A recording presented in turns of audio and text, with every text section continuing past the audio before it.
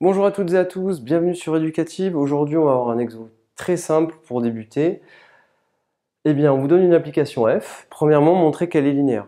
Deuxièmement, déterminer le noyau de f. Alors, pour montrer que f est linéaire, on va le faire. Montrons. Alors, je vous donne juste les méthodes. Montrons que f est linéaire. C'est très simple. Mais par contre, il faut bien l'écrire. Donc, vous vous donnez un lambda qui appartient à R, et vous vous donnez un couple XY qui appartient à R2. Premièrement, vous allez devoir montrer que f parenthèse de lambda point xy, eh bien ça, il faut le calculer, et il faut montrer que c'est égal à lambda point fxy. Donc, évidemment, cette quantité-là, il faut la calculer. Vous calculez celle-là d'un côté et de l'autre, et normalement, ça doit marcher. Il vous restera juste à faire la même chose pour ceci. Vous calculez fxy plus fzt. Donc vous écrivez xy d'un côté, zt, vous les ajoutez. Et la question c'est, est-ce que c'est égal à f de xy plus f de zt. Alors, si vous arrivez à démontrer ça, ça y est, vous avez montré que votre application f est linéaire. Alors, je vais le faire, c'est beaucoup de calculs, mais pour débuter, bon, on doit en passer par là. Alors, premièrement, on va calculer f de lambda.xy. Alors, dans un premier temps, on va calculer f lambda.xy. On sait que c'est lambda x, virgule lambda y. Et ça, f de lambda x, virgule lambda y, on sait le faire grâce à ça. Donc ça, on écrit le résultat. Ça nous donne lambda x plus lambda y, virgule, lambda x moins lambda y, virgule, et là, lambda x plus lambda y. Deuxièmement, on va calculer lambda.fxy, donc vous le calculez, lambda.fxy, fxy vous l'avez ici. Alors vous avez les règles de calcul évidemment, sur les doublés et triplés.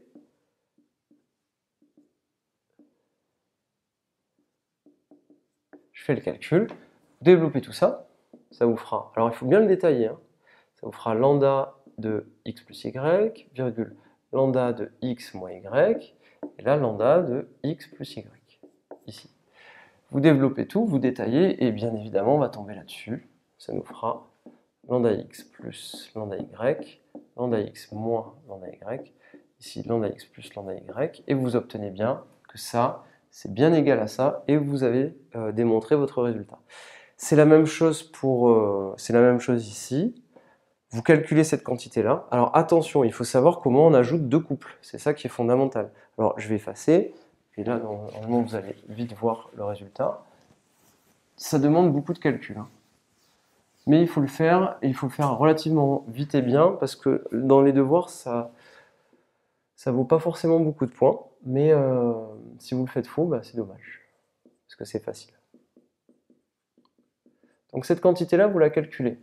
xy plus zt, en réalité, c'est f de x plus z, virgule, y plus t. Ça, vous le calculez, vous imaginez que tout ça, c'est votre première coordonnée x là-bas, et que ça, c'est votre deuxième coordonnée y là-bas. Vous avez juste à tout recalculer. C'est un peu pénible, mais bon, on le fait, comme ça, vous l'aurez vu. Ça vous fait x plus z plus y plus t, virgule, x plus z moins parenthèse y plus t. Et après, vous n'avez plus qu'à faire x plus z plus y plus t. Voilà. Une fois que vous avez ça, vous le laissez de côté et vous calculez f de xy plus f de zt. Donc f de xy plus f de zt. f de xy. f de xy, ça nous donne quoi? Ça nous donne x plus y, x moins y, x plus y. Plus f de zt. Plus, alors le f de zt, vous mettez z plus t, z moins t, et z plus t.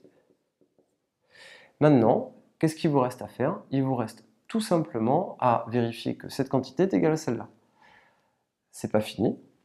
là, vous avez des triplés que vous devez ajouter. Comment on ajoute des triplés? La première coordonnée avec la première, la deuxième avec la deuxième, la troisième avec la troisième. Je fais mon calcul. Et là, il faut respecter l'ordre. Et oui, c'est un peu délicat, mais il faut dire que c'est x plus y plus z plus t, x moins y plus z moins t, x plus y plus z plus t.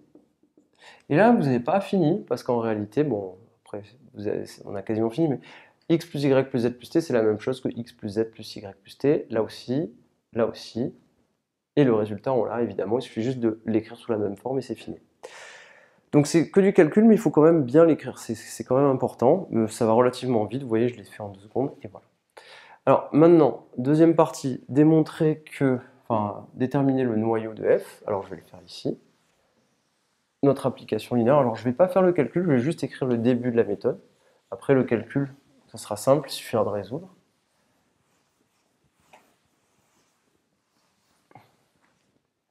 Déterminer KRF, alors tout simplement, voilà ce qu'on va faire. On va se donner XY dans R2. Et on va dire XY appartient à KRF, si et seulement si. Eh bien, vous le savez, c'est l'ensemble des couples XY. Qu'est-ce que c'est KRF? KRF, si on l'écrit, c'est l'ensemble des couples XY de R2 qui sont tels que f de xy, c'est égal au vecteur nul de R3. Et le vecteur nul de R3, qu'est-ce que c'est? C'est tout simplement le triplet 0, 0, 0.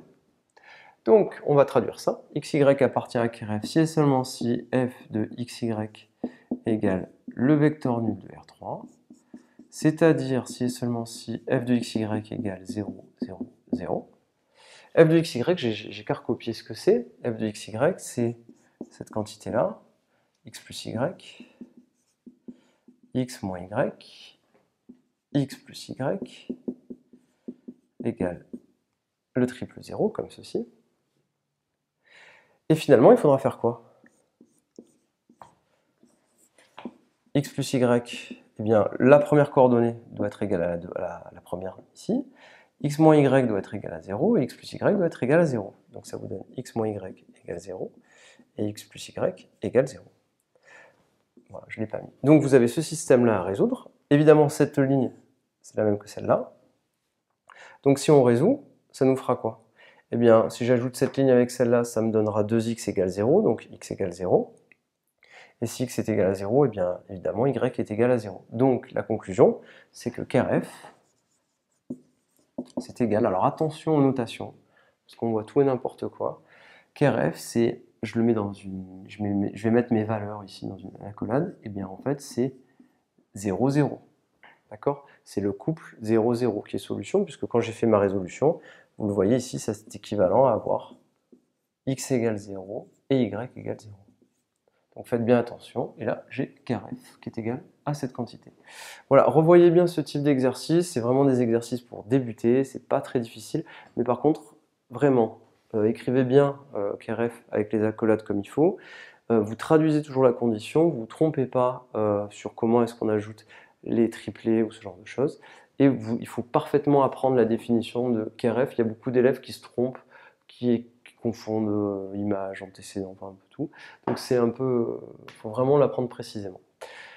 C'est très simple, c'est l'ensemble des xy de l'espace de départ, tel que f de xy est égal au 0, 0, et là c'est l'espace d'arrivée. Je vous remercie, n'hésitez pas à vous abonner, autant sur la page Facebook d'Educative, autant sur YouTube, et voilà. N'hésitez pas à mettre un pouce bleu sur la vidéo si ça vous a aidé. Je vous remercie et à très bientôt sur Educative.